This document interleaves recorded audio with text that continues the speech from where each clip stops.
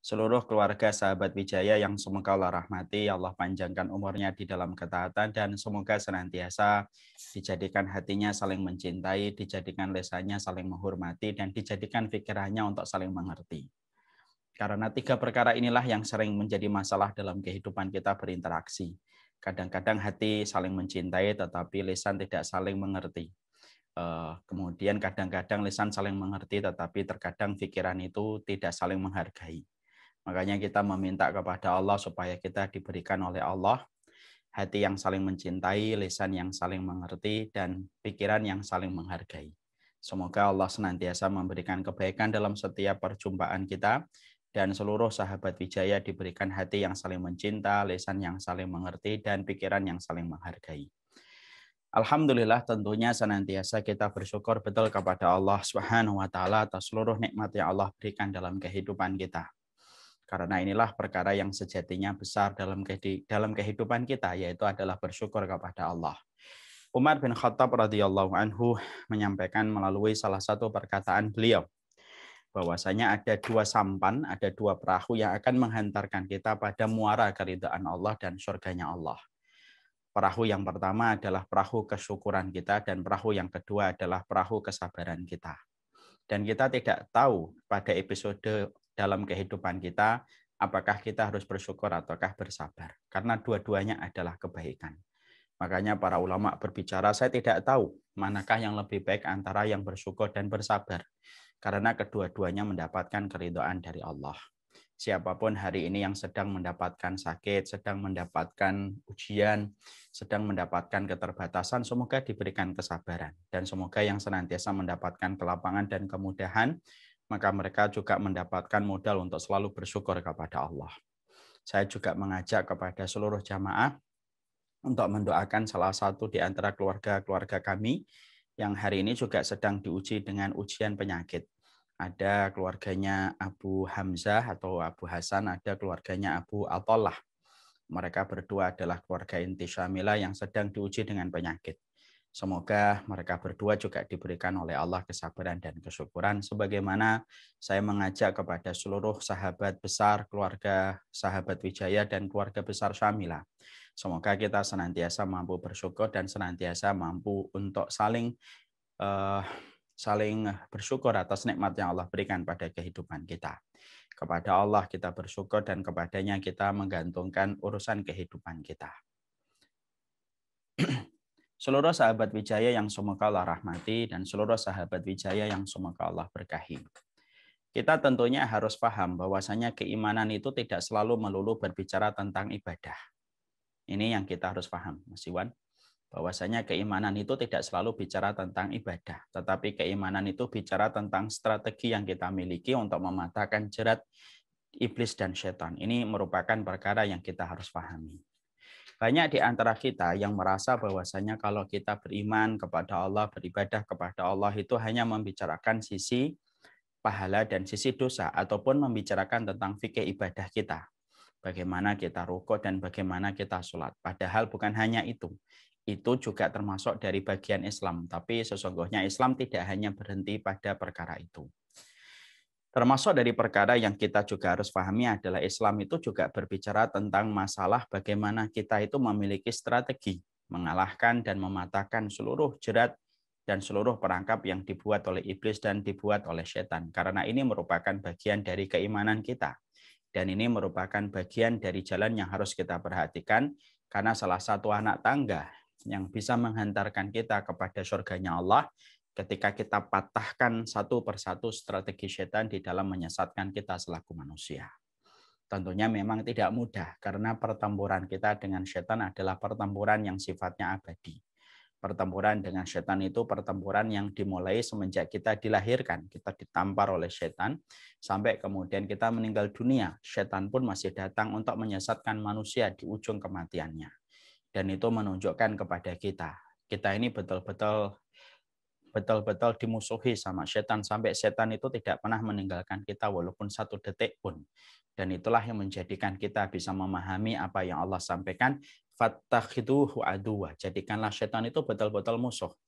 Dan Allah itu sampai memberikan wasiat kepada kita untuk menjadikan setan itu adalah musuh, karena sesungguhnya Allah tahu betapa bengisnya dan betapa buruknya serta betapa kejinya setan ketika setan itu ingin menyesatkan kita supaya kita gagal mendapatkan keridhaan dari Allah.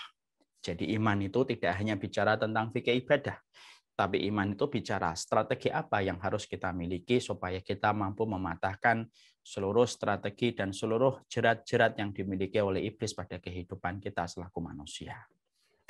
Nah, tentunya kita paham betul, kita tidak mungkin mampu mematahkan seluruh perangkap yang dibuat oleh setan, seluruh jerat-jerat yang dibuat oleh iblis sampai kita mempelajari strategi-strategi apa yang dimiliki oleh mereka.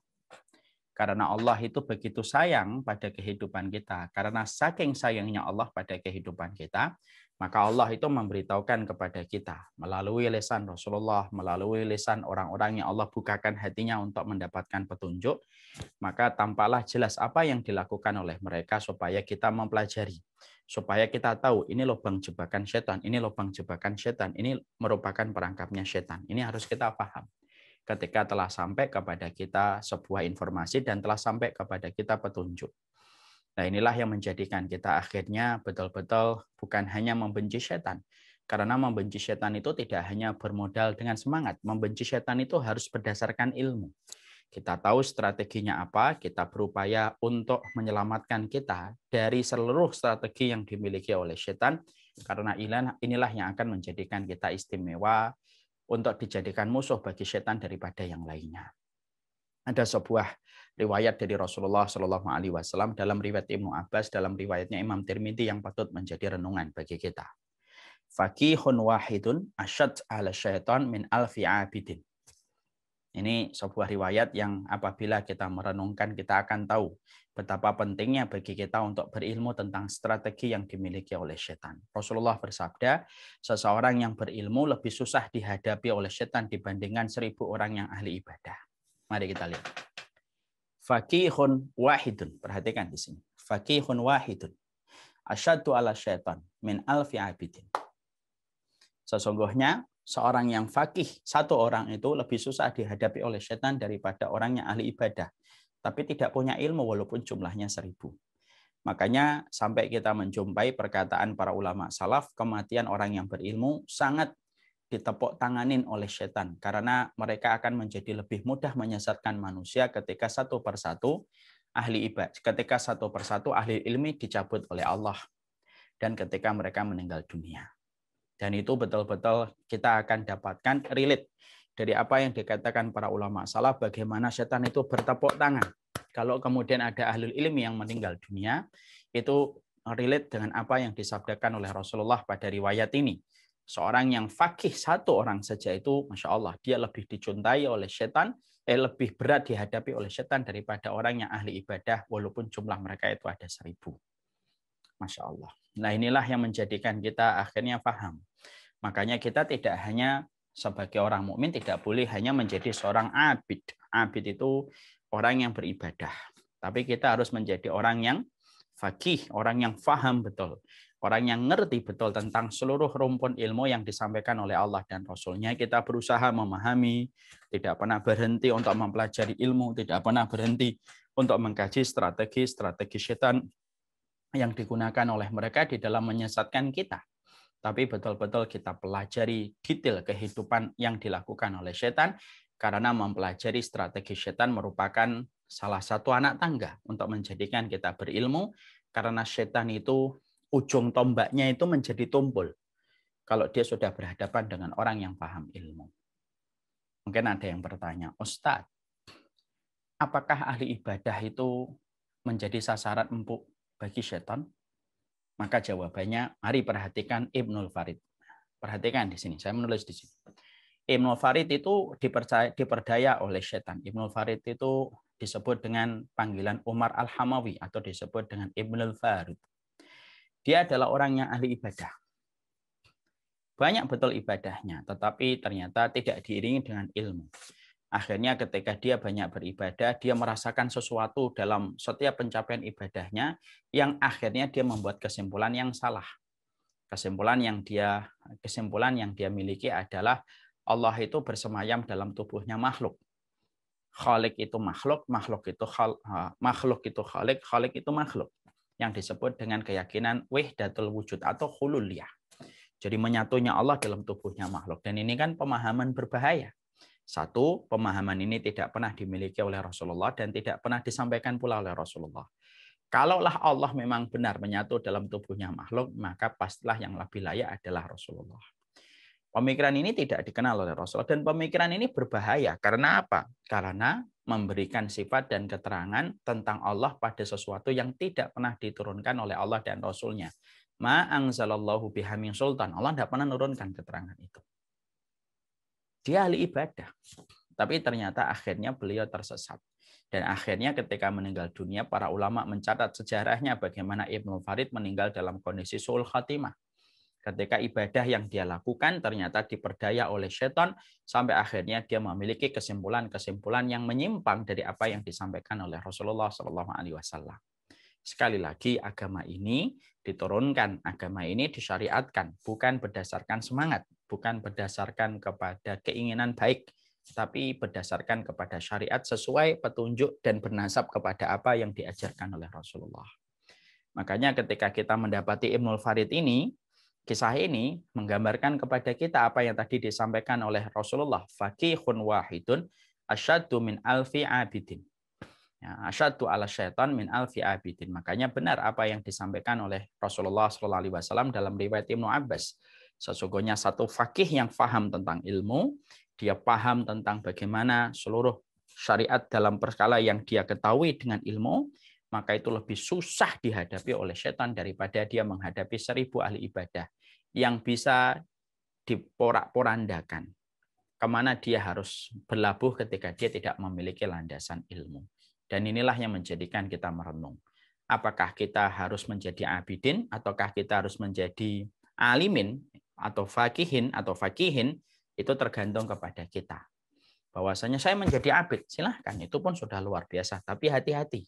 Kalau kita menjadi ahli ibadah, tetapi kita tidak ngerti tentang strateginya syaitan, kita tidak ngerti tentang faham ilmu terhadap apa yang diajarkan Nabi, hati-hati.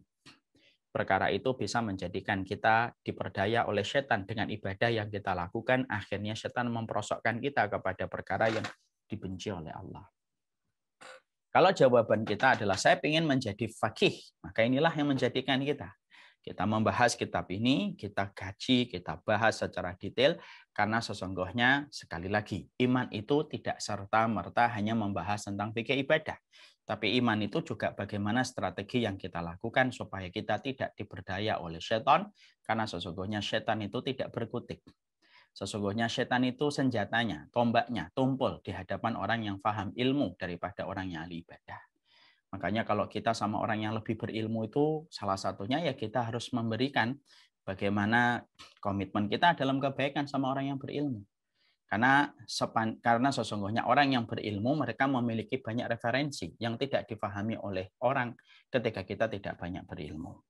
Kita ini kan sekarang kadang-kadang Masya Allah ya, kita kadang-kadang menghadapi ada orang yang baru hijrah tapi sok merasa dia tahu semuanya tentang perkara agama. Jadi akhirnya ketika diarahkan, ketika diberikan petunjuk, dia akan menolak tanpa dia bisa membedakan apakah itu hawa nafsunya ataukah pikirannya. Karena sesungguhnya disinilah kita paham, fakih itu penting. Karena fakih itu dia lebih utama daripada ahli ibadah. Makanya akhirnya itulah yang bisa menjadikan kita merenungi apa yang disampaikan oleh Imam Syafi'i. Bahwasanya saya bertafakur memikirkan agama Allah, memikirkan ilmunya Allah, lebih aku senangi, lebih aku cintai daripada kemudian aku sholat malam semalaman suntuk. Karena tafakur semakin mempertebal keimanan kita kepada Allah. Tafakur itu semakin menjadikan kita mengerti tentang syariat dan kebenaran yang Allah turunkan. Dan itu perkara yang tidak akan pernah bisa diporak-porandakan oleh setan karena dia akan berusaha keras untuk memperdaya orang apabila orang yang mereka ingin berdaya adalah orang yang berilmu. Masya Allah. Itulah yang menjadikan kita memahami. Setelah kita memahami tentang muqaddimah ini, disitulah kita akhirnya paham. Kenapa kita membahas kitab yaitu Menang Melawan Setan. Karena sesungguhnya kita ingin tahu apa sih yang dilakukan oleh setan, setidaknya kita memahaminya. supaya kemudian kita tahu bahwasanya ini jebakan setan ataukah ini bukan jebakan setan. Ini kita harus mengerti. Maka inilah yang menjadikan kita memahami kitab ini. Sekarang bagi yang membawa kitabnya, kitab PDF-nya silahkan dibuka halaman 22, halaman 23, dan halaman 22 dan 23. Ketika setan itu, grand strateginya setan itu ada beberapa langkah. Yang pertama yang sudah kita bahas yaitu tentang kesyirikan. Yang kedua yang kita bahas adalah tentang perkara bid'ah. Kita jelaskan panjang lebar tentang perkara bid'ah. Sekarang kita akan menuju kepada strateginya setan. Kalau setan itu gagal menjerumuskan kita dengan syirik, maka setan akan menjerumuskan kita dengan perkara bid'ah. Jangan sensitif dengan kata-kata bid'ah, karena yang mengucapkan kata bid'ah itu Rasulullah sendiri. Tapi juga jangan gampang-gampang mengatakan kalimat bid'ah sama orang. Kadang-kadang akhirnya menjadikan kita main vonis, main cela, main hujat, main mengeluarkan orang dari jalan kebenaran. Hanya karena 1-2 kesalahan dikeluarkan dari sifat Ahlussunnah wal Jamaah. Yang mengeluarkan orang itu dari kebenaran, yang mengeluarkan juga tidak pernah punya kapasitas untuk mengeluarkan dan tidak pernah memiliki legitimasi hukum untuk mengeluarkan orang dari Ahlussunnah wal Jamaah. Tapi itulah fakta yang hari ini terjadi. Makanya kemudian seorang mukmin itu ada di antara tengah-tengah. Bahwasanya dia tahu bahwasanya perkara yang merusak agama ini adalah bid'ah. Tapi juga dia tidak gampang untuk membid'ahkan setiap orang. Kalaupun ada orang 1-2, terkadang mungkin pendapatnya salah, bukan berarti semua yang lainnya menjadi salah. Bukankah kita kalau ujian ada 10 pertanyaan, kita nomor 1 salah. Berarti 9 yang lainnya benar, akan diberikan nilai 90. Yang 1 disalahkan, tapi yang 9 benar. Mau nggak kita kalau ujian? Kita salah 1 kemudian kasih 0, karena salah 1 menyebabkan semuanya jadi salah. Kan nggak mau. Kadang-kadang ada orang yang berpikir ketika mereka melihat kesalahan orang itu gitu. Satu kesalahan mengaburkan seluruh kebaikan yang lainnya. Hati-hati loh. Tidak ada yang memiliki sifat gampang untuk menyesatkan, gampang mensyubhatkan orang. Kecuali mereka memiliki sifat sebagaimana karakternya orang Khawarij. Kalau tidak merasa gampang menyesatkan, tidak usah marah. Sekarang kemudian yang ketiga. Yang ketiga yang kemudian kita harus pahami adalah ketiganya adalah sesungguhnya setan itu tidak pernah berputus asa untuk menjerat dan tidak pernah bosan untuk mencari jurus-jurus baru menyesatkan manusia. Makanya kemudian di antara yang mereka lakukan itu adalah akan membuka jebakan supaya manusia itu terperosok kepada dosa-dosa besar. Ini yang akan mereka lakukan. Maka kita belajar tentang fakta, tentang dosa besar ada beberapa hal. Supaya kita paham bahwasanya ini merupakan salah satu strateginya setan. Salah satu strateginya setan adalah bagaimana kemudian kita, kemudian kalau gagal dengan syirik, kalau gagal dengan perkara bid'ah, maka kemudian setan itu akan mendatangi kita dengan rayuan-rayuan gombal. Supaya kemudian seseorang itu melakukan dosa besar. Tentunya ada beberapa hal yang patut untuk kita tadaburin tentang masalah dosa besar. Yang pertama, apa sih definisi dari dosa besar itu? Yang pertama, dosa besar itu adalah sebuah dosa yang apabila dosa itu disertai dengan ancaman laknat. Ini saya ambil dari definisinya Imam Az-Zahabi. Kalau ada dosa sudah disertai dengan kata laknat, baik itu di dalam Al-Quran ataupun di dalam As-Sunnah, maka sesungguhnya itu dosa besar. Kalau di situ ada kata-kata laknat, ya, contoh menyuap dan disuap. Laknatullah ala rashi wal murtashi. Ya. Allah menyampaikan, Rasulullah menyampaikan laknat Allah itu bagi mereka yang menyuap dan disuap. Ada kata laknat. Kalau ada kata laknat, ada kata jahanam, maka itu berarti dosa besar.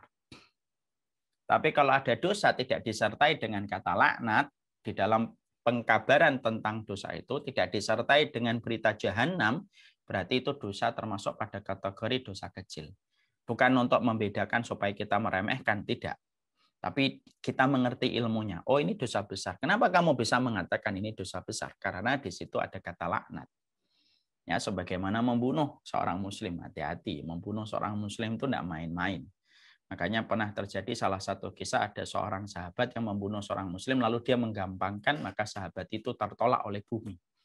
Disebabkan karena dia membunuh seorang muslim. Artinya disitulah kita akhirnya paham. Karena di situ ada kata laknat dan di situ ada kata jahanam yang disertai dengan keterangan ketika melakukan perbuatan itu. Zina ya. Kemudian termasuk dosa besar karena disertai dengan kata neraka, disertai dengan kata hukuman yang berat. Maka itu menunjukkan tentang dosa besar. Ini supaya kita paham, ini yang pertama definisinya. Jadi semua dosa, kalau kemudian di situ ada kata laknat, di situ ada kata azab, di situ ada kata jahanam, berarti mengkabarkan tentang itu adalah dosa besar. Tentunya kita paham, bukannya dosa besar tidak diampuni, diampuni. Kalau dia betul-betul bertaubat dengan taubatan nasuha.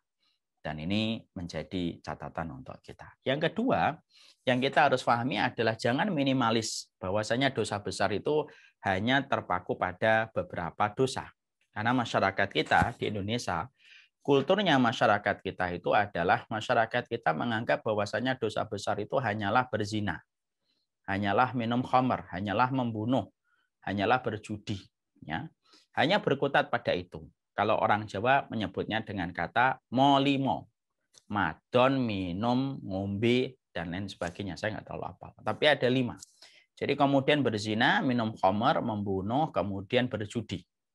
Maka kemudian itu diartikan dosa besar. Lalu hanya terhenti pada ini. Maka Masya Allah, minimalis itu boleh. Minimalis itu indah kalau kita membangun rumah. Tapi minimalis itu tragis kalau kita tidak memahami ilmu. Saya ulang kembali. Minimalis itu indah ketika kita membangun rumah. Konsep rumahnya apa? Minimalis. Bagus. Tapi yang tidak bagus itu kalau minimalis dalam pemahaman agama. Minimalis dalam agama itu tragis. Ironis. Ya. Makanya kemudian disitulah kita akhirnya paham, ternyata dosa besar itu tidak hanya berkutat itu. Banyak dosa-dosa besar yang tidak diketahui oleh orang. Tanpa mereka memahami bahwasanya itu adalah dosa besar. Makanya Imam Adz-Dzahabi menulis tentang kitab yang disebut, yang diberikan judul Al-Kabair. Al-Kabair itu yaitu dosa-dosa besar. Yaitu galaksi dosa-dosa besar. Di situ diterangkan banyak kesyirikan. Itu kesyirikan tentang dosa besar. Dosa besar yang pertama itu kesyirikan. Padahal banyak orang yang terkadang menganggap remeh tentang masalah kesyirikan. Padahal syirik masalah besar. Tentang masalah menodai kehormatan orang, dosa besar. Dosa besar dia. Ya. Atau ketika membuka aibnya orang, dosa besar. Itu semuanya dosa besar. Tapi terkadang kita jumpai, terkadang kita dapati ada orang-orang yang mereka itu memukul, mereka kemudian memahami bahwasanya dosa besar itu hanyalah minum khamr, membunuh, berjudi, itu hanya dipahami, itu yang dipahami dari dosa besar. Tanpa mereka mengetahui bahwasanya galaksi dosa besar itu sangat beragam dan itu sangat banyak pada kehidupan kita. Dan karena kita itu tidak sadar, kita disempitkan makna dari dosa besar itu oleh setan. Dan itu menjadi satu problem dan satu masalah tersendiri. Nah, saya ambilkan sebuah kisah nyata. Mungkin pernah saya sampaikan 2 pertemuan sebelumnya. Saya menyampaikan lagi supaya sekedar mengingatkan. Pernah nggak kita dapetin satu kisah yang saya ceritakan? Bagaimana ketika ada seorang guru ngajar ke satu perkumpulan para santri.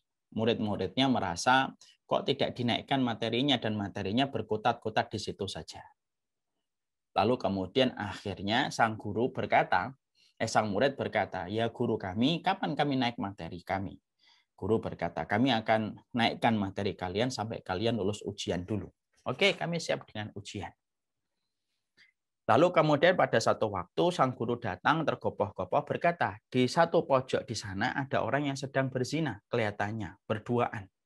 Langsung muridnya menyingsingkan bajunya dan berkata, ayo kita kepung tempat itu dan kita tegakkan ingkarul mungkar kepada perbuatan mereka. Gurunya, syekhnya berkata, sudah, tidak apa-apa, biarin aja. Itu ya saya cuma ngabarin aja, nggak jadi. Selang hari berikutnya kemudian syekhnya datang tergopoh-gopoh lagi tapi membawa berita yang berbeda. Di sana ada orang yang sedang melakukan kesyirikan begini dan begitu.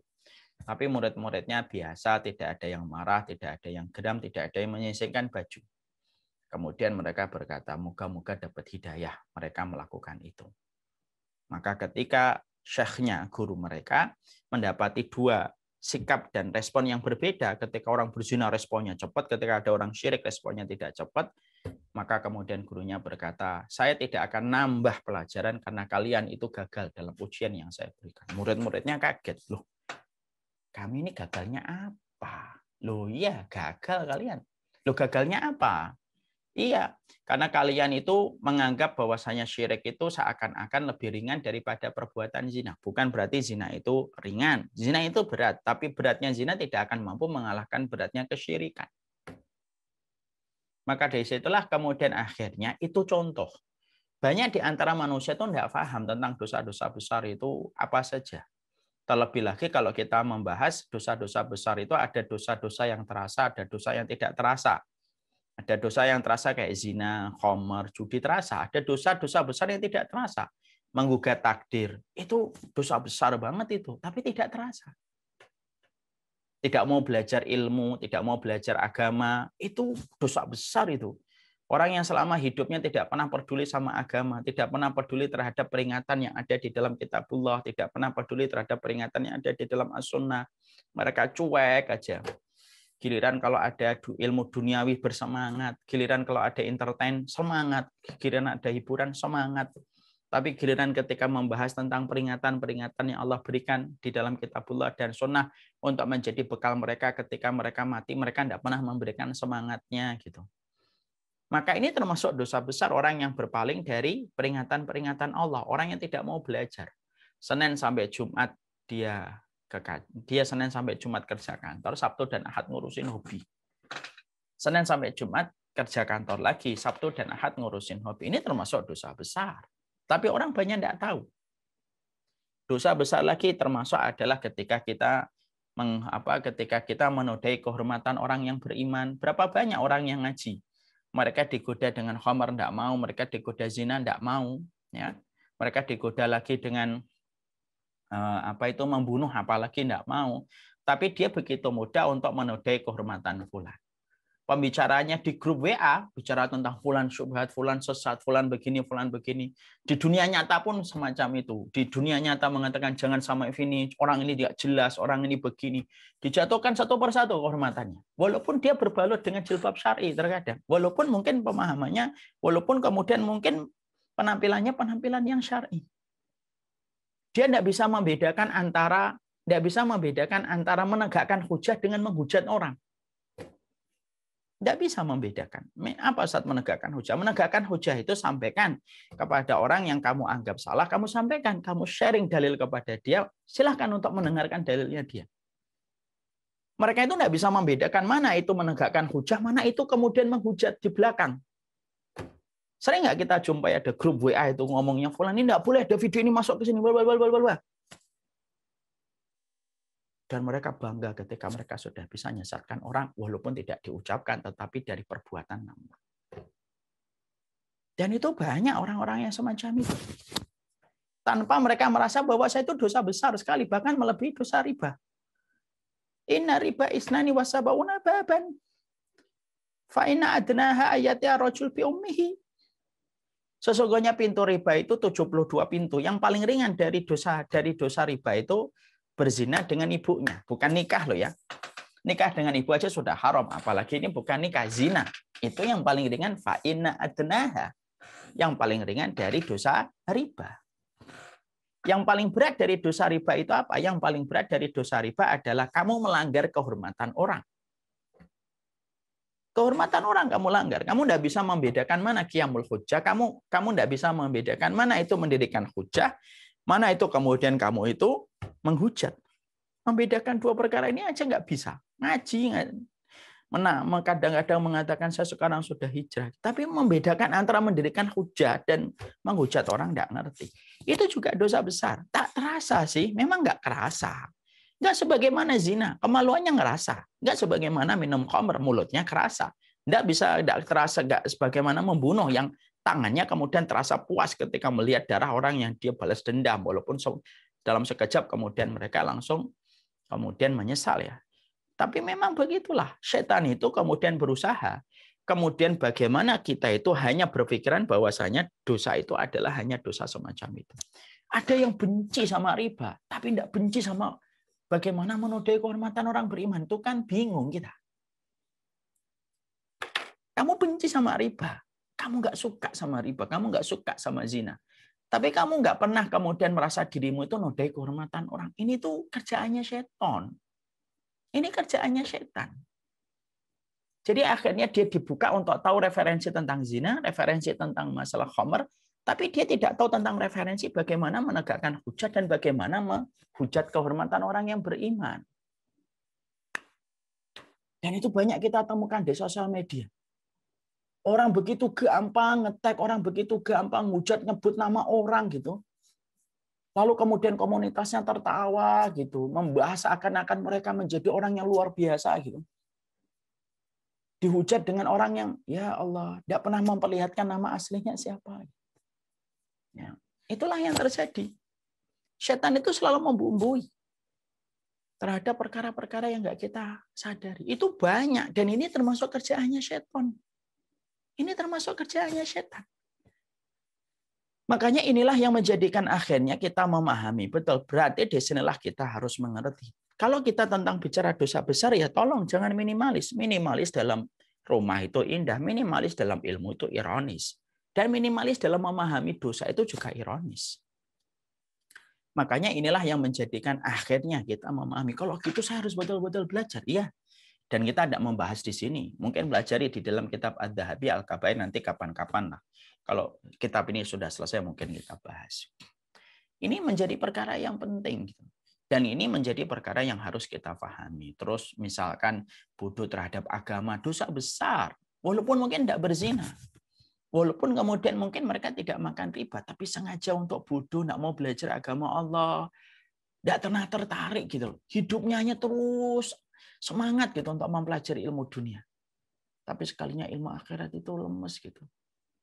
Dan selalu memandang orang yang sering ngaji itu kayak orang nggak punya tujuan kan gitu. Memandang orang yang ngaji itu kayak nggak punya waktu gitu, pengangguran gitu. Dikiranya orang yang ngaji itu pengangguran. Gitu. Makanya kadang-kadang orang kalau diajak ngaji, ayo ngaji yuk. Wah, nggak ada waktunya. Gitu.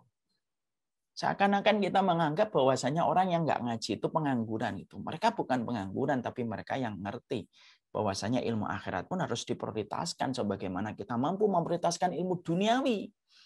Yang sejatinya itu pun kita tinggalkan. Ilmu duniawi yang sejatinya kehidupan ini kita tinggalkan, jasadnya akan dimakan dan diuraikan oleh cacing aja kita mempelajarinya dengan sungguh-sungguh. Apalagi mempelajari tentang ilmu akhirat yang menjadi bekal kita menuju kepada kehadirat Allah Subhanahu wa taala. Maka inilah yang menjadikan kita harus paham. Makanya kemudian yang kedua, fakta tentang dosa besar itu ya jangan minimalis dengan doa besar, jangan kemudian minimalis dengan dosa besar. Banyak dosa besar yang harus kita gali, harus kita pelajari, yang disampaikan oleh para ulama, menyuap, disuap. Itu semacam itu termasuk dosa besar yang kita kadang-kadang memaklumi tidak apa-apa. Dan itu menjadi satu hal yang kita harus perhatikan. Yang ketiga, dosa besar hari ini seakan-akan menjadi dosa kecil karena saking terbiasanya manusia mengerjakan. Nah, inilah pintarnya setan. Jadi setan itu memiliki strategi betul bagaimana kemudian ketika dosa-dosa besar itu terus dilakukan akhirnya menjadi sesuatu yang diterima. Nah, makanya saya teringat kepada teorinya Hitler, entah benar atau enggak, tapi Hitler itu berkata begini. Apa yang dikatakan Hitler? Tanamkanlah kebohongan terus-menerus, maka satu waktu kebohongan itu akan menjadi kebenaran. Itu saya pernah dengar katanya teorinya Hitler. Benar atau enggak ngerti saya.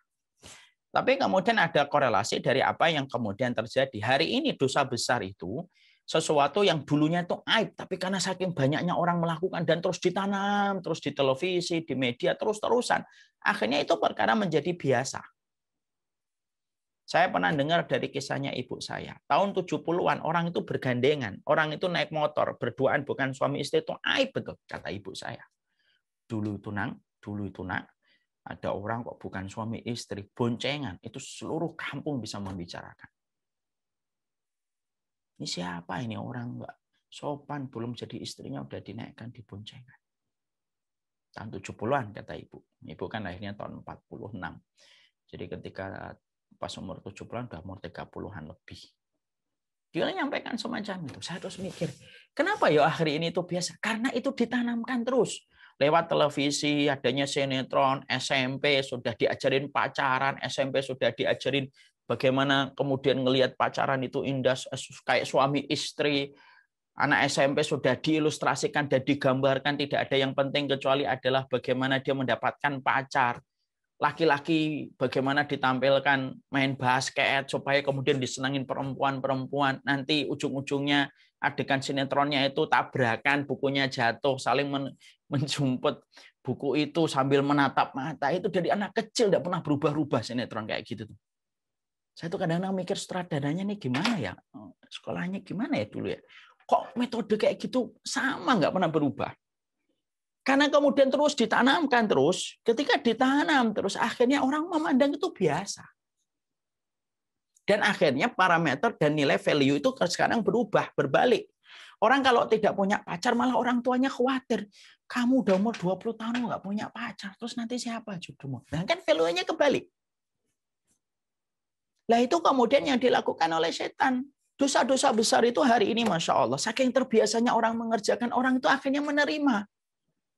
Dan apabila ada orang yang benar, itu tidak bisa menerima akhirnya. Kenapa? Sudah terlalu sering. Gini loh, contohnya gini. Badan kita ketika sudah terbiasa untuk makan micin, kalau sekalinya ada makanan tidak ada micinnya, kita merasa kurang gurih, hambar.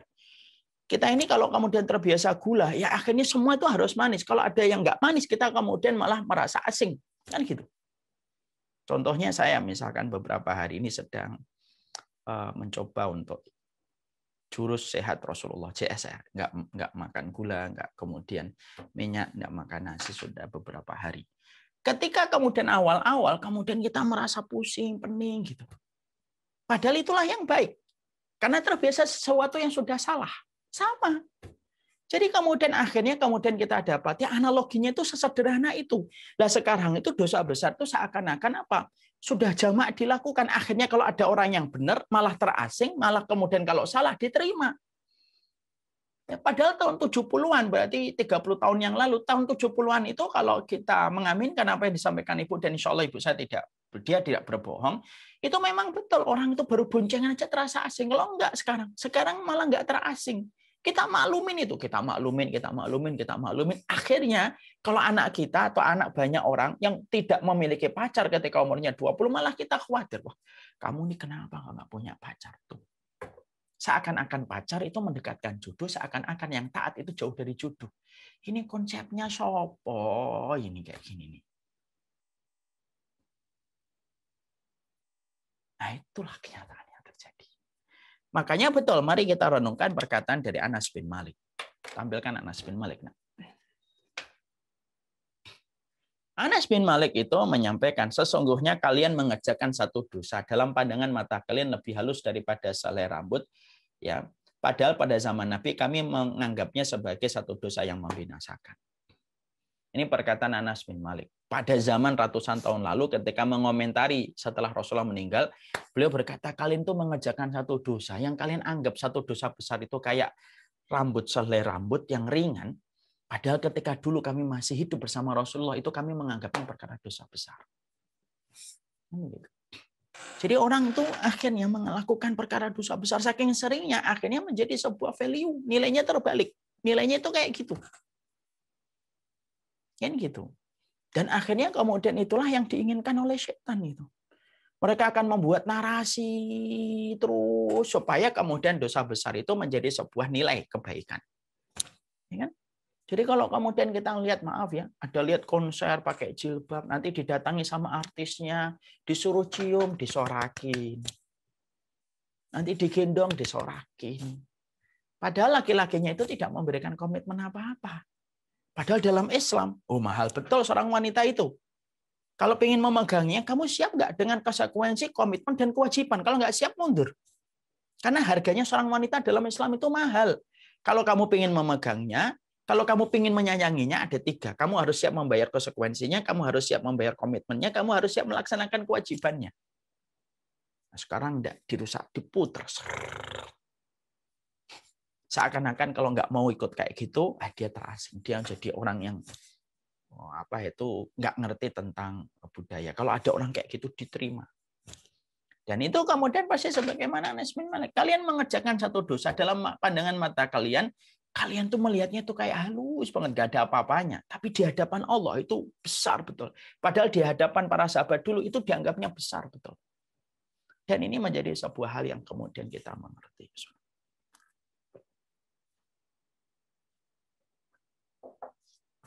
Makanya inilah yang kemudian menjadikan akhirnya kita memahami.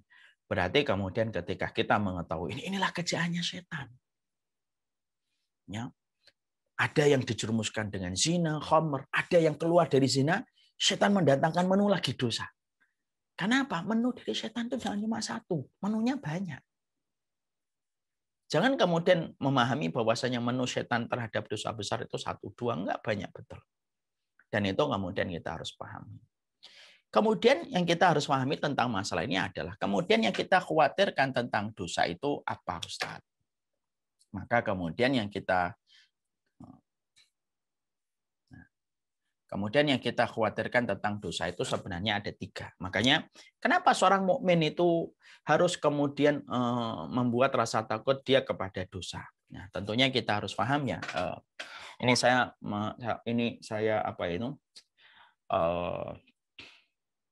menasihati diri saya sendiri bahwasanya orang yang takut kepada Allah sampai menjadikan dia banyak meninggalkan dosa-dosa, walaupun itu dilakukan oleh banyak masyarakat, orang yang sudah takut dengan dosa kepada Allah, maka ketika mati akan diberikan rasa ketenangan. Ya. Barang siapa yang kemudian mereka itu tidak pernah takut kepada Allah sampai dia berbuat dosa yang banyak pada kehidupannya, dia akan dibuat ketakutan ketika mati. Makanya dosa besar ini yang kita khawatirkan 3. 1, memperberat mizan keburukan. Jadi kalau dosa besar kita tidak peduli, cuek, biasa gitu, dia akan memperberat mizan keburukan. Apa bahayanya saat memperberat mizan keburukan itu? Orang kalau sudah mizan keburukannya lebih berat, maka dia akan sulit mendapatkan rahmatnya Allah. Karena syarat untuk mendapatkan rahmatnya Allah ketika mizan kebaikan kita itu lebih berat daripada mizan keburukan kita. Ya, orang kalau sudah berat mizan keburukannya, susah mendapatkan rahmatnya Allah. Ini yang pertama. Yang kedua, mendekatkan hukuman. Jadi dosa itu pasti akan diberikan hukuman oleh Allah. Iya, akan diberikan hukuman. Dan ini yang kita khawatirkan ketika hukuman itu harus di dunia, kan kita khawatir. Ada ulama masuk ke penjara gara-gara utang setelah dia mengingat kenapa ya kok saya sampai masuk ke dalam penjara ini gara-gara utang. Ternyata dia mendapati, ya Rob, ternyata saya dulu pernah memanggil orang ketika saya memanggil dia itu, hei orang yang berhutang. Akhirnya saya itu mendapatkan masalah dalam hutang gara-gara saya mungkin mendolimi dia dengan panggilan orang. Gara-gara saya memanggil dia dengan orang yang berhutang. Makanya kemudian mendekatkan hukuman. Yang ketiga akan dihinakan oleh Allah pada waktu hari kiamat. Ini yang kita khawatirkan kan. Jadi yang kita khawatirkan dari dosa itu tidak sesederhana yang kita pikir. Kalau sudah melakukan dosa besar, ada konsekuensi yang akan diambil olehnya. 1, mizan keburukan dia. 2, datang akan hukuman kepadanya. Baik itu di dunia atau di akhirat, Allah yang tahu. Yang ketiga, dihinakan dia oleh Allah Subhanahu wa taala dengan kehinaan. Akan dihinakan oleh Allah dengan kehinaan. Dan mana pada waktu hari kiamat kehinaan itu akan diperlihatkan oleh Allah. Mari kita merenungkan sebuah riwayat yang patut menjadi renungan bagi kita. Ini disampaikan oleh Al-Hafidz Ibnu Ya'la dari riwayatnya Jabir bin Abdullah. Perhatikan hadisnya. Al-aru wa takhziyatu tablugu min ibni Adam fil qiyamati fil maqam baina yadayillah azza wa jalla ma yatamanal abdu ay yu'mara bihi ilan nar. Mari kita bahas di sini. Artinya, Al-Hafidz Imam Ibnu Katsir itu menyampaikan sesungguhnya ada kehinaan dan kemudian ada pula yang dinamakan aib yang dilakukan oleh Ibnu Adam mencapai sebuah posisi saking banyaknya kehinaan yang dia lakukan ketika diperlihatkan oleh Allah, saking begitu malunya dia diperlihatkan kehinaan-kehinaan yang dia lakukan, aib-aib yang dia miliki, maka menjadikan dia berharap semoga dia dilemparkan ke neraka daripada harus menanggung malu yang dia rasakan ketika dia diperlihatkan satu persatu aib dan kehinaan yang dia lakukan disebabkan dosa yang dia kerjakan. Jadi ada orang nanti di hari kiamat itu, saking banyaknya catatan dosa yang dia lakukan, aibnya, kehinaannya, baik yang dia sembunyikan pada rahasia hatinya, ataupun yang kemudian dia lakukan secara terang-terangan, nanti di hadapan Allah akan dibuka oleh Allah satu persatu kehinaan itu. Aibnya akan dibuka, kehinaannya akan dibuka. Saking begitu banyaknya aib dan kehinaan yang dibuka oleh Allah Subhanahu wa taala, Masya Allah. Sampai kemudian akhirnya dia tertunduk. Sampai akhirnya dia itu berpikir, cobalah saya masuk neraka. Itu lebih aku senangi daripada aku harus menanggung aib, daripada harus menanggung malu terhadap semua aib dan dosa yang aku lakukan di dalam sepanjang hidupku. Nah, inilah yang menjadikan kita berdoa kan, wala tukhsina yaumal qiyamah. Ya Allah, jangan hinakan kami pada waktu hari kiamat. Ya, ini pasti terjadi. Ini pasti terjadi. Makanya inilah yang menjadikan kita akhirnya, kenapa kemudian kita harus, Ustadz, kenapa kemudian masalah dosa besar ini kita harus berkomitmen untuk betul-betul menghindarinya sekuat mampu kita. Satu, karena akan memperberat mizan keburukan kita. Dua, karena kita khawatir kalau kita tidak bertobat dari dosa besar itu, maka Allah akan mengirimkan hukuman. Hukuman itu bisa mengenai kepada kita, bisa mengenai kepada anak-anak kita.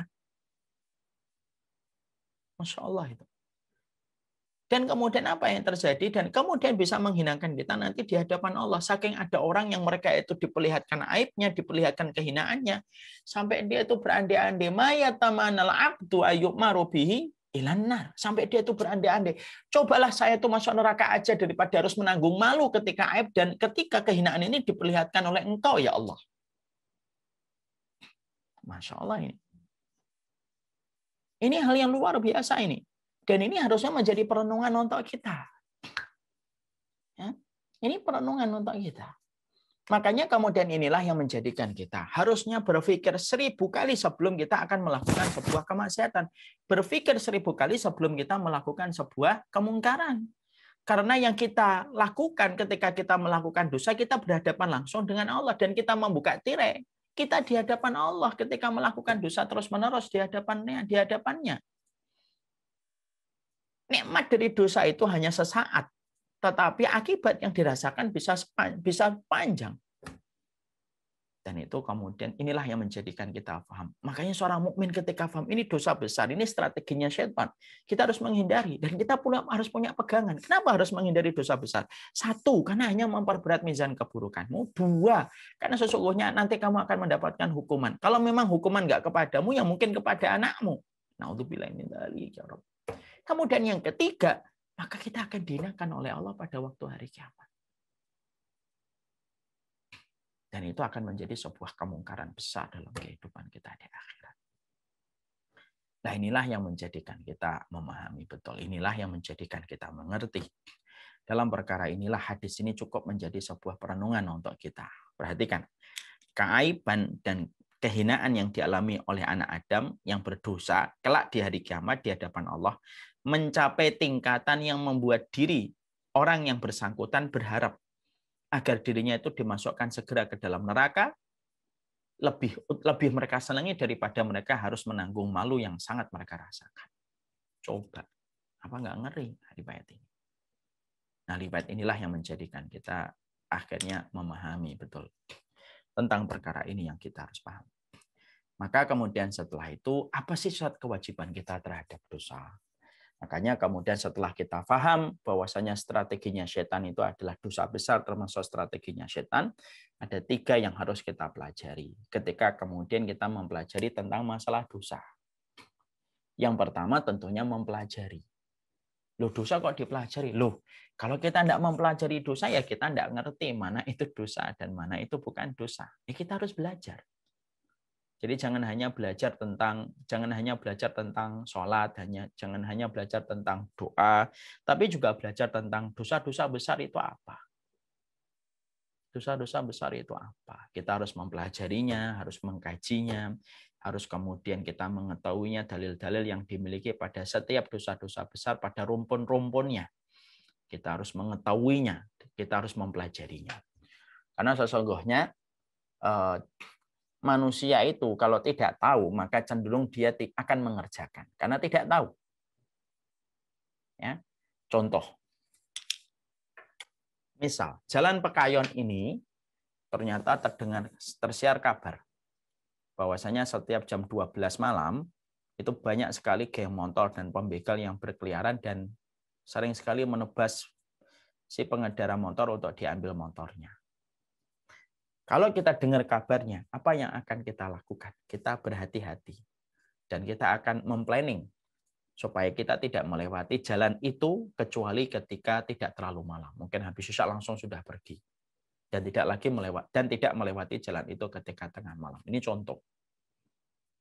Dia yang tahu tentang itu, maka akhirnya dia akan meninggalkan. Itu contoh.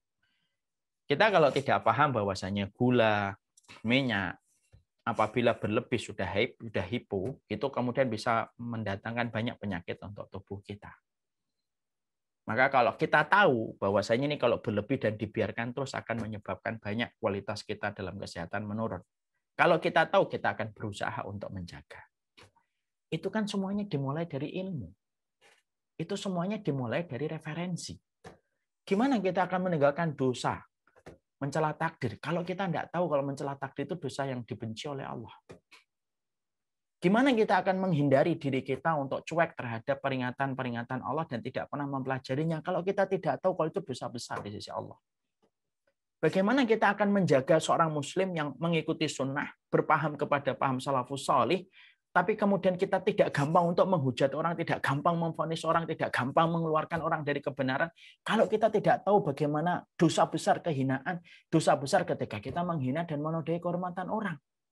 Semua itu dimulai dari ilmu. Referensinya harus jelas. Baru setelah itu kita ngatur planning. Setelah itu ini dosa, ini dosa, ini dosa, ini dosa, nah kita mencari jalan. Jangan sampai melewati dosa-dosa besar itu. Dan itu dimulai dari ilmu. Orang yang tidak tahu, maka dia cenderung akan menikmati.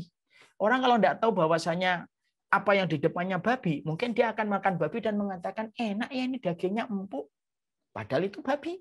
Karena dia tidak tahu. Coba kalau dia tahu, dia akan meninggalkan. Makanya tidak mungkin kita meninggalkan kalau kita tidak mempelajarinya. Pelajari dulu dosa-dosa besar itu apa. Baru kemudian kita itu tinggalkan. Ya. Baru kemudian kita tinggalkan. Ya, insya Allah. Setelah itu apa? Mempelajarinya. Yang kedua meninggalkannya. Yang kedua itu meninggalkannya. Ya ditinggalkan. Setelah kita tahu, oh ternyata gula kalau berlebihan akan menjadi penyebab penyakit. Kita mulai mengurangi. Oh ternyata jalan di sini banyak pembegalnya kalau jam 12 malam. Kita akhirnya perginya tidak jam 12 malam habis isya melewati jalan itu. Dan kalau ternyata terlambat kita akan melewati jalan yang lain walaupun lebih jauh. Karena kita tahu di situ bahaya. Maka kemudian ada komitmen bagi kita untuk meninggalkannya. Karena mempelajari penting. Makanya saya itu kadang-kadang memberikan udzur. Karena udzur tetap harus diberikan. Ada orang yang melakukan dosa besar. Bisa jadi dia itu belum tahu. Karena belum ada yang menyampaikan hal ini kepadanya. Sampai akhirnya dia melakukan dosa-dosa besar. Kan kita harus memberikan udzur. Ya, harus memberikan udzur. Ya. Makanya kemudian disinilah kita akhirnya memahami. Disinilah kemudian kita mengerti. Bagaimana kemudian yang kedua itu harus kemudian kita kalau sudah tahu dosa besar kita meninggalkannya. Setelah kita mempelajarinya, setelah kemudian kita meninggalkannya, baru kemudian yang ketiga kita membencinya. Membencinya itu apa? Ya membencinya. Kalau saya tidak membencinya, tidak bisa. Marilah belajar dan bercermin dari kisahnya istrinya Nabi Lut. Istrinya Nabi Lut itu dia dihukum sama dengan kaumnya Nabi Lut. Kenapa dia dihukum sama dengan kaumnya Nabi Lut? Dia tidak melakukan hombreng, tidak melakukan homo. Tapi walaupun dia tidak melakukan homo, tapi kenapa kemudian kita mendapati beliau itu kemudian mendapatkan adab yang sama sebagaimana adab yang Allah timpakan kepada kaumnya Nabi Lut, ditinggikan sampai terdengar suara lolongan anjing yang ketakutan, dihempaskan ke bumi, dilempari dengan batu. Kenapa istrinya Nabi Lut itu mendapatkan itu? Betul, istrinya Nabi Lut tidak homo. Tapi dia tidak membenci perbuatan homo itu. Akhirnya apa? Dilibatkan dalam azab yang sama. Sama dalam hukum dalam persoalan hukum di kepolisian. Kalau ada orang, kemudian ada jual narkoba, kemudian ada orang yang menampung narkoba, walaupun dia tidak ikut jualan, walaupun dia tidak ikut memakai, tapi karena dia menampung, dia mendapatkan hukuman yang sama. Karena menampung itu bagian dari mendukung perbuatan kriminal itu. Itu sama sebenarnya. Makanya inilah yang menjadikan kita akhirnya memahami.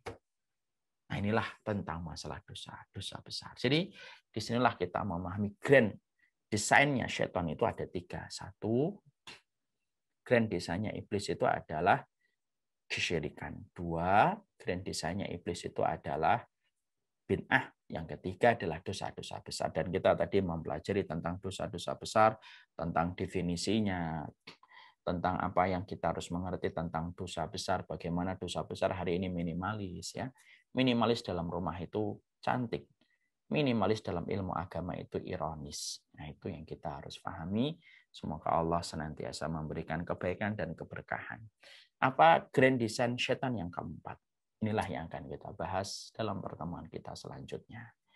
Wassallallahu ala nabiyina Muhammad. Walhamdulillahirabbil alamin. Ini yang dapat kami sampaikan. Semoga Allah merahmati kita, memberkahi kita dalam setiap hal yang kita lakukan. Dan semoga Allah menjadikan kita faqih, karena faqih itu lebih susah dihadapi syaitan daripada orang yang abid. Masya Allah. Jazakumullah khair, Ustaz. Nih, sepertinya udah banyak yang bertanya nih, Ustaz. Ada yang pura-pura, ada yang pura-pura lupa. Enggak, nggak lupa kok. Ini Anda konsen, Masya Allah. Sampai, apa namanya, speechless.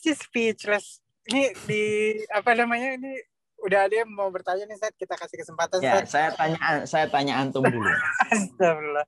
Ini kalau pasti di jalan, Ustaz. Iya, coba saya tanya antum dulu. Iya, Ustaz. Kenapa ahlul ilmi lebih ditakutin setan daripada ahli ibadah?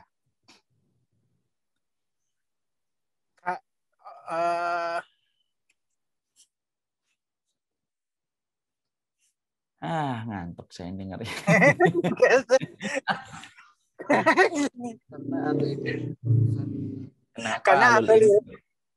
Karena ahlul ilmi itu lebih mengerti dan tahu ilmunya dalam beribadah ketimbang hanya yang ahlul ibadah yang hanya mengerti ibadahnya saja, Ustaz. Masya Allah, luar biasa. 1 ya, 2. Enggak, ini banyak yang mau tanya, Ustaz. Kasihan mereka kalau nggak dikasih kesempatan, Ustaz. Ntar mereka kan Ana yang punya majelis ini. Oh iya, benar, Ustaz. Kan Ana. Yang kedua, saya pengen tanya sama Anda. Ya. Iwan ada di situ nggak, Ustaz? Apa kewajiban kita terhadap dosa? Untuk mempelajari apa namanya, kewajibannya membencinya. Ada 3 kewajiban kita terhadap dosa itu ada 3. Apa 1? Membencinya, Ustaz. Membencinya. 2? Mempelajarinya justru. 2. Yang ketiga? Yang ketiga meninggalkannya. Masya Allah, luar biasa. Ini tumben-tumben ini Sabto mendengarkan. Masya Allah. Mungkin setiap itu kajian harus digituin dulu kali, Ustaz. Jadi ada trigger untuk mempelajari serius, Ustaz. Tapi emang sebenarnya serius, Ustaz. Cuman grogi kalau jawab. Astagfirullahaladzim. Ya, kadang-kadang grogi sama nggak ngerti jawabannya itu tipis. Ya udahlah. Yuk, teruskan. Betul, Ustaz. Oke, Masya Allah. Ini ada yang boleh langsung apa namanya tanya jawab ini ya, Ustaz ya, langsung, Ustaz. Nih Mas Taufik Hidayat, boleh di unmute Mas Iwan. Oke. Ini bisa nggak spotlightnya bukan ke Sabto? Nah.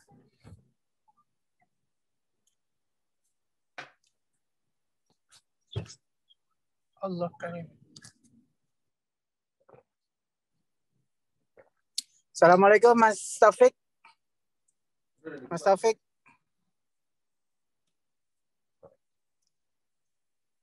Coba ke bawahnya Ibu Sistis. Ya. Assalamualaikum.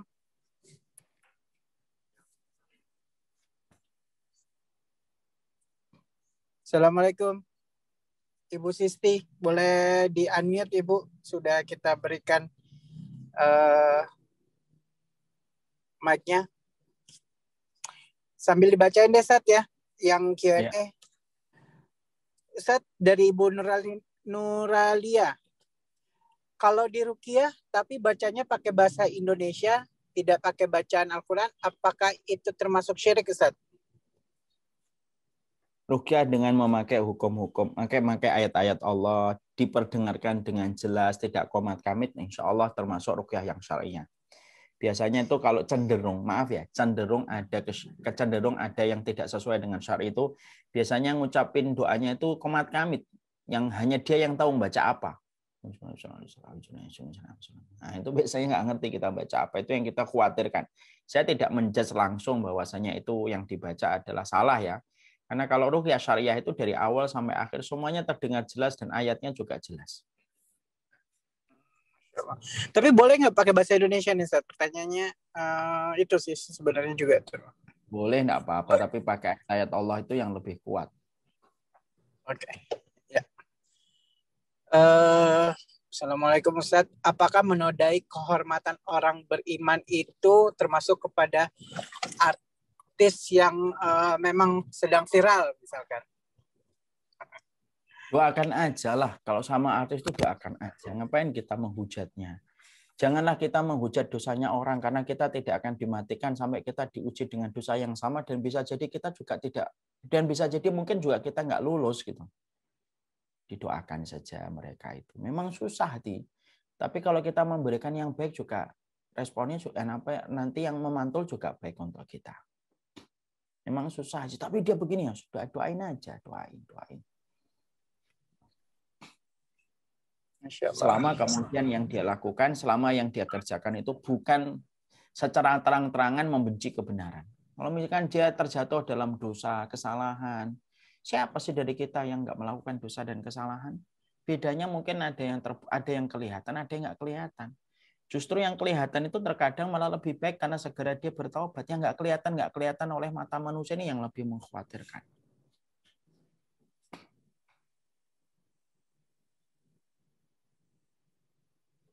Insya Allah. Ya, selanjutnya Ustaz, apakah kita berdosa jika kita berbohong kepada ayah kita mengatakan bahwa kita memakan makanan yang dibelikan, padahal tidak, karena uang yang digunakan untuk membeli hadiah bukan uang yang halal, Ustaz, dan takut jika memakan makanannya dari sumber yang tidak halal. Artinya gini, kalau kemudian kita itu masalahnya kan masalahnya gini ya, ini hukumnya agak panjang ya. Apakah kita boleh memanfaatkan harta yang haram itu? Gitu. Itu kan masalahnya kan di situ. Contoh nih, ada orang yang melakukan riba, terus ngasih hadiah sama kita. Itu hadiahnya jadi haram atau halal? Para ulama berbeda pendapat. Ada salah satu tetangganya seorang sahabat, Abdullah bin Mas'ud atau Ibnu Abbas, saya lupa. Kemudian dia punya tetangga rentenir gitu. Terus kemudian dikasih hadiah. Maka kemudian dia tetap mengambil hadiah itu, ditraktir makan. Dia tetap makan. Lalu kemudian ditanya, kenapa begitu? Karena dosa itu antara dia dengan Allah. Kalau sudah diberikan, maka itu kemudian tidak menjadi dosa. Itu ada sebagian yang mengatakan tidak apa-apa. Sebagian mengatakan ya berhati-hati, saya ingin tinggalkan, silakan. Silakan ambil pendapat itu. Tapi kalau memang nanti antum meninggalkan akan menjadi sebab orang tua antum murka dan akhirnya antum sulit untuk memberi nasihat ke depannya, ya sudah, antum boleh untuk tidak makan dan boleh untuk berbohong untuk kebaikan. Tapi dengan catatan antum harus memberikan nasihat kepada orang tua pelan-pelan.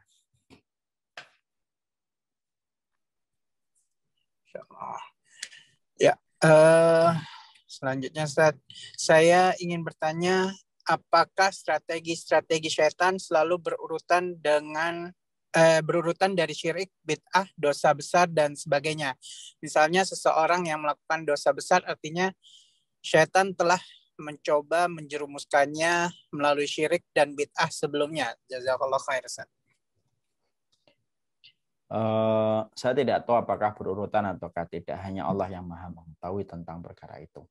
Tapi Imam Ibnu Qayyim menerangkan ya syirik, bid'ah, dosa besar, dosa kecil, perkara mubah, dan kemudian disibukkan dengan perkara kecil tetapi luput dari perkara besar.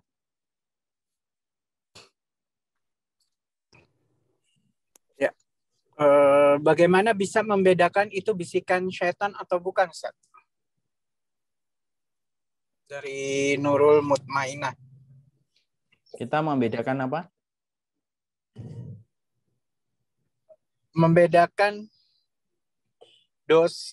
bisa membedakan itu bisikan syaitan atau bukan? Ya kalau kemudian kita diarahkan menuju kepada hal yang dosa, yaitu kalau kita diarahkan kepada dosa, yaitu bisikan setan. Jadi kalau kita diarahkan kepada dosa-dosa besar ya, atau dosa-dosa kecil itu bisikan setan.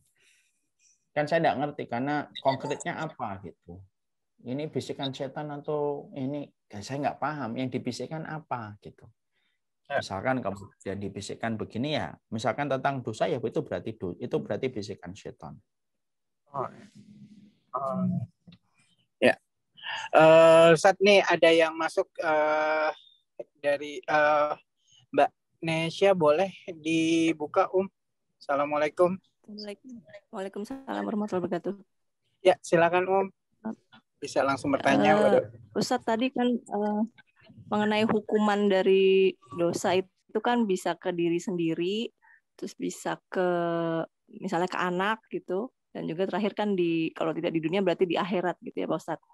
Tapi saya pernah dengar ada yang menyebutkan bahwa kita tidak menanggung dosa orang lain gitu. Itu gimana ya sebenarnya Pak Ustadz? Jadi begini Om. Jadi apa yang kemudian satu dosa bisa menimpa kepada anak-anak kita itu kan sebenarnya bagian dari apa yang dilakukan oleh orang tuanya. Maksudnya begitu ya tadi ya? Atau gimana? Iya.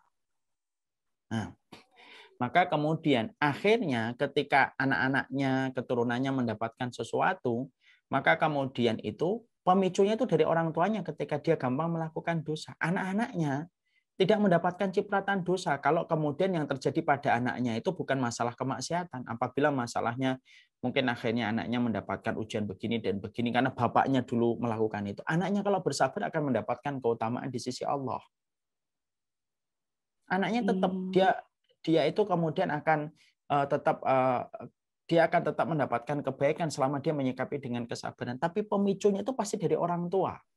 Kalau memang itu kalau kemudian disebabkan karena kemaksiatan orang tua, contoh, nah ini contoh ya, orang tuanya gampang utang, mendolimi orang gitu, akhirnya apa? Anaknya didolimin banyak orang, anaknya tidak salah, anaknya nggak dosa, anaknya kalau sabar, dia akan mendapatkan pahala yang besar di sisi Allah. Tapi ketika dia didolimi itu karena orang tuanya sering dolimin orang. Jadi orang tuanya yang sebenarnya tidak ngerti kewajiban dia sama keluarganya. Paham di sini nggak Om maksud saya? Iya. Paham. Nah, itu. Jadi anaknya akibat dari perbuatan orang tuanya aja ya Ustaz, bukan menanggung dosanya ya. Iya, bukan menanggung dosanya. Contoh lagi, ada orang berzina sampai hamil. Kemudian ternyata anak itu lahir sebelum anak itu kemudian dibuahin ibunya sebelum terjadinya pernikahan. Kan anak itu disebut di dalam Islam itu kan anak yang dinisbatkan kepada tempat tidur yang terjadinya zina itu. Tidak bisa nasab kepada bapaknya. Akhirnya nanti kalau dia nikah, bapaknya tidak bisa menjadi wali. Anaknya nggak dosa. Dosanya tetap sama orang tua. Tapi konsekuensi itu, kalau anak itu tetap sabar, akhirnya dia belajar bagaimana tercelanya perbuatan zina. Nah, itu yang kita harus mengerti. Paham ya, Om ya? Oh iya. Ya, paham, Ustaz. Jazakallahu khair. Jazakallahu khair. Masih boleh ya, Ustaz ya? Nih, masuk dari Q&A. Ustaz, contoh lain menodai kehormatan orang beriman itu selain melaknat itu apa ya? Mungkin ada contoh yang mungkin kita nggak sadar kalau itu termasuk menodai kehormatan orang lain. Terima kasih. Gimana? Contoh lain menodai kehormatan orang beriman itu selain melaknat apa gitu. Jadi menodai kehormatan orang lain itu apa, Sat? Banyak. Contoh. Menodai kehormatan itu adalah kita memberikan vonis kepada apa yang dia lakukan tanpa kita bertabayun dengan baik. Kemudian kita menghancurkan namanya di belakang dengan berbagai macam dalih dan pembenaran. Itu semuanya ujungnya sama. Itu bisa jadi jatuh pada menodai kehormatan atau bisa jadi mengurangi kehormatan yang harusnya dia dapatkan. Itu yang kita respon. Ya. Ustaz, apakah ada tanda-tanda bahwa dosa kita sudah diampuni oleh Allah dengan bertobat, Ustaz? Iya. Apakah kemudian kita ada tanda-tanda bahwasanya tobat kita telah diterima oleh Allah? Ada jazaul hasanati al hasanatu ba'daha. Tanda kalau tobat kita diterima atau tanda kebaikan itu kebaikan setelahnya. Berarti kalau tobat kita diterima, kita akan diberikan kekuatan untuk melahirkan kebaikan dan ketaatan setelahnya.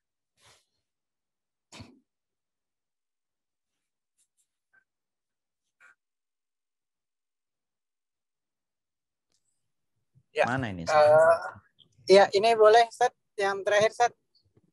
Siap.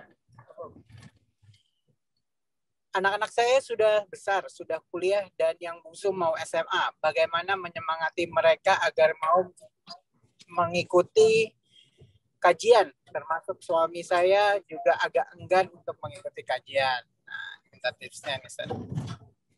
Yang pertama, doakanlah mereka di waktu-waktu yang mustajab, di waktu-waktu prime time-nya kita mendoakan orang-orang yang kita cintai. Yang kedua, kita pilihkan.